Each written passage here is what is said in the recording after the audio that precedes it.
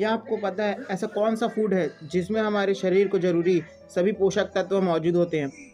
क्या आपको पता है मच्छर एक बार में कितना खून पी सकते हैं? भारत में सती प्रथा को किसने बैन कराया? ऐसे ही मज़ेदार फैक्ट जानने के लिए देखिए पूरा वीडियो। मेरा नाम है लक्की और आप देख रहे हैं लकी इंडियन। तो चलिए शुरू करते हैं। Fact number 1। क्या आपको तो पता ही है भारत में शादियां बड़े ही अनोखे ढंग से और शानदार तरीके से की जाती है, पर क्या आपको ये पता है कि सबसे कम तलाक भी भारत में ही होते हैं? यहाँ ऐसा इसलिए होता है क्योंकि यहाँ शादियों को दो व्यक्तियों का नहीं बल्कि दो परिवारों का संबंध माना जाता है। इसीलिए यूएस और चाइना जैसे बड़े बड़े देशों के मुकाबले भारत में डिवोर्स की दर बहुत कम है। जहाँ यूएस में हर 2 में से 1 शादी टूट जाती है, वहीं चाइना में से हर 10 में से 3 शादियाँ टूट जाती हैं, जबकि भारत में से 100 में से कोई एक ही शादी टूटती है और बात तलाक तक पहुंचती है। Fact number 2। आप सब ये तो जानते ही होंगे कि खून सिर्फ मादा मच्छर पीते हैं, पर क्या कभी आपने ये सोचा है कि अगर नर मच्छर खून नहीं पीते तो वह क्या पीते? नर मच्छर खून नहीं पीते, बल्कि इसकी जगह वह मीठे पदार्थों जैसे शक्कर का पानी, चाय, जूस जैसे चीज़ों में बैठकर उसे पीते हैं, जिससे उनकी जीवनचर्या चल सके। परंतु आपातकालीन स्थिति में नर मच्छर भी खून पीते हैं, किंतु वह केवल ओ ब्लड ग्रुप का ही खून पीते हैं, क्योंकि यह ब्लड ग्रुप सबसे मीठा खून माना जाता है। कहीं आप कभी ब्लड ग्रुप ओ पॉजिटिव नहीं? हमें कमेंट करके बताइए। Fact number 3। दोस्तों, क्या आप भी ब्लड डोनेट करते हैं?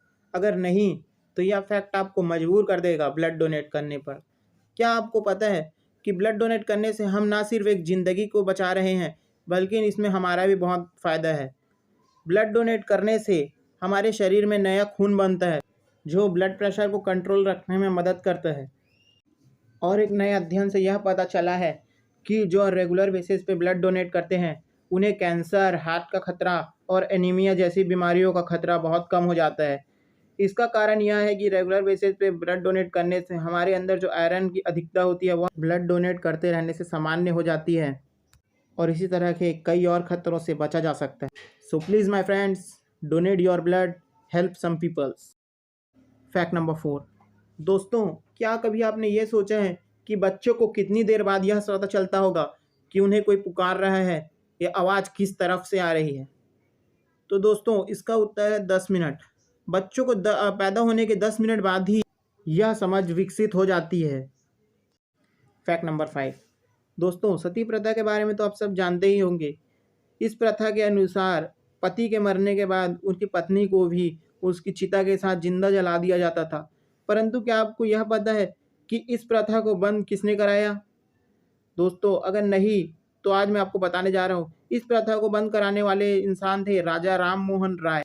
एक बार राजा राम मोहन राय को किसी काम से विदेश यात्रा पर जाना पड़ा, परंतु इसी बीच उनके भाई की मृत्यु हो गई और सती प्रथा के नाम पर उनकी भाभी को जिंदा जला दिया गया। इस बात से राजा राम मोहन राय बहुत ज़्यादा आहत हुए और उन्होंने प्रण लिया कि जो उनकी भाभी के साथ हुआ वह और किसी के साथ नहीं होगा, और उन्होंने सती प्रथा पर रोक लगवा दी।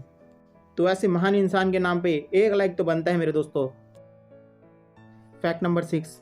दोस्तों, आपको ये तो पता ही होगा कि कैसे हजारों मक्खियाँ मिलकर शहद बनाती है, पर क्या आपको ये पता है कि शहद एक ऐसा लौता खाद्य पदार्थ है जिसमें मनुष्य के जीवित रहने के लिए सभी पोषक तत्व मौजूद होते हैं। अगर आप किसी भी तरह के पोषण की कमी से जूझ रहे हैं तो आप शहद का सेवन कर सकते हैं। इसमें मौजूदा सभी पोषक तत्व आपके शरीर की सभी तरह की कमी को दूर करने में सहायक हैं। Fact number 7। दोस्तों, क्या आपको ये पता है कि हमारे दिमाग के विकसित होने की गति सबसे ज़्यादा 5 साल से 20 साल की उम्र में रहती है। इसके बाद वह 40 साल की उम्र तक विकसित होता रहता है, परंतु 40 साल जैसे ही कंप्लीट होते हैं उसके बाद हमारे दिमाग का धीरे धीरे कमज़ोर होने लगता है। उसके बाद धीरे धीरे करके इसके न्यूरॉन्स कमज़ोर पड़ने लगते हैं, जिससे हमें भूलने की शिकायत भी हो सकती है। अगर आप नहीं चाहते कि आपके साथ भी ऐसा हो तो रेगुलर बेसिस पे एक्सरसाइज के ज़रिए इसे कंट्रोल किया जा सकता है। स्थायी समाधान नहीं है। Fact number 8। दोस्तों, क्या कभी आपने चमगादड़ को सीधे खड़े या सीधे बैठे हुए देखा है? अगर नहीं तो आपने क्या कभी सोचा है कि वह ऐसा क्यों नहीं करते? वह अपने पैरों पर क्यों खड़े नहीं होते? तो वह ऐसा इसलिए नहीं कर पाते क्योंकि उनकी टांगें बहुत पतली होती है इसीलिए वह अपने पैरों के बल पर खड़े भी नहीं हो सकते। इसीलिए वह हमेशा उल्टा लटक कर रहते हैं। और चमगादड़ एक ऐसा लौता जीव है जो अपने पैरों पर खड़ा नहीं हो सकता।